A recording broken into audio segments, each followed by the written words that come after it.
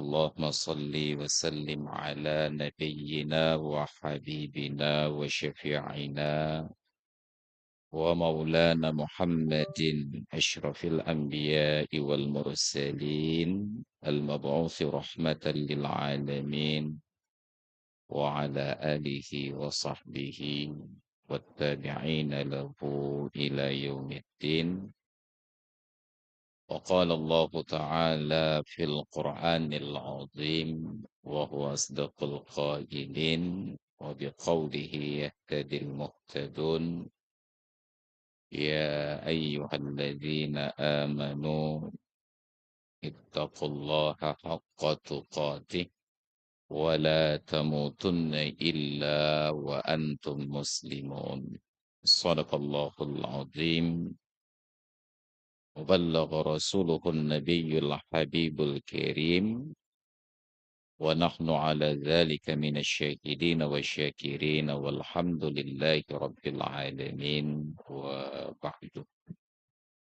Hadirin dan hadirat jamaah salat maghrib, salat isya dan pengajian yang dirahmati Allah.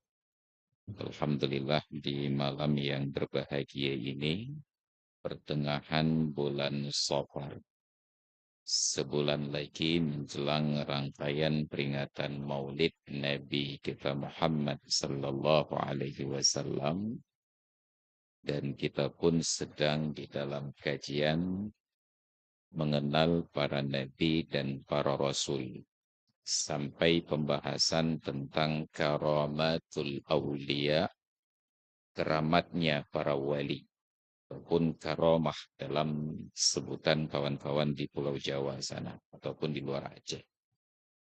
Di pertemuan yang lalu kita bercerita tentang keramat yang terjadi pada sebagai dalil untuk membantah pendapat sebagian kalangan yang menyatakan tidak ada yang namanya keramat. Andai kata ada keramat, maka sungguh yang paling keramat adalah sahabat-sahabat Nabi. Dan mereka katakan tidak ada sahabat Nabi yang keramat.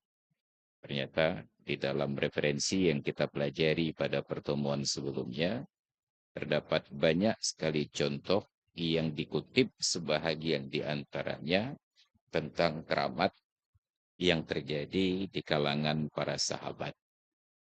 Yang sudah sering kita ceritakan sebelum-sebelumnya adalah tentang keramat seorang sahabat Nabi yang sekaligus asisten pribadi beliau, Sayyiduna Anas ibnu Malik radhiyallahu an.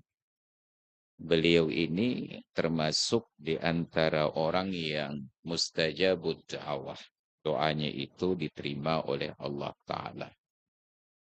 Setelah Rasulullah wafat, beliau berkelana berkeliling Afrika untuk menyebar Islam. Setelah lama melanglang buana, akhirnya kerinduan beliau kepada Rasulullah dan negeri Madinah membimbing langkah beliau untuk sampai kembali ke Madinah.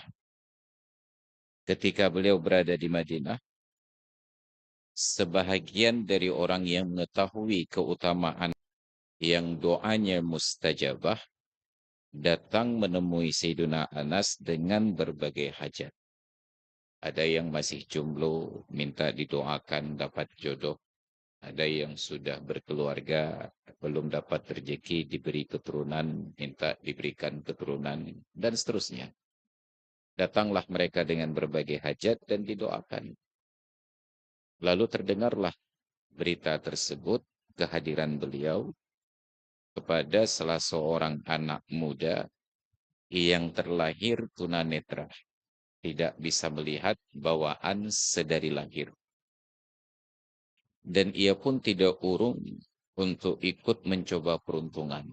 Siapa tahu dengan doanya Anas bin Malik, matanya bisa melihat.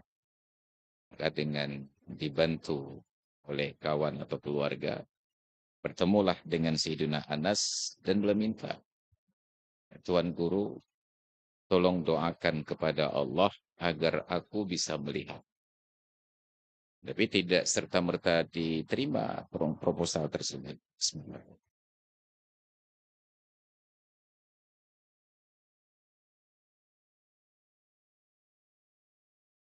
beliau memberikan nasihat tentang takdir, tentang kehendak Allah, tentang hikmah di balik setiap penciptaan.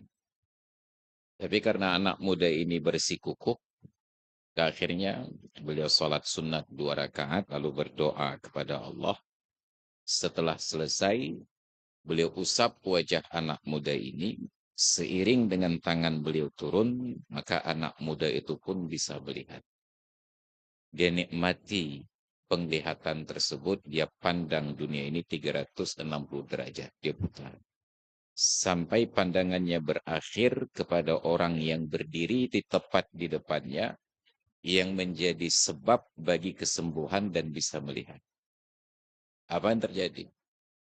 Alangkah terkejutnya anak muda ini ketika mengetahui bahwa yang mendoakan matanya bisa melihat, ternyata seorang pria lanjut usia yang pandangannya sudah lamur, sudah rabun. Terkejut. Lalu ia bertanya, Tuan Guru, Anda sanggup mendoakan kepada Allah agar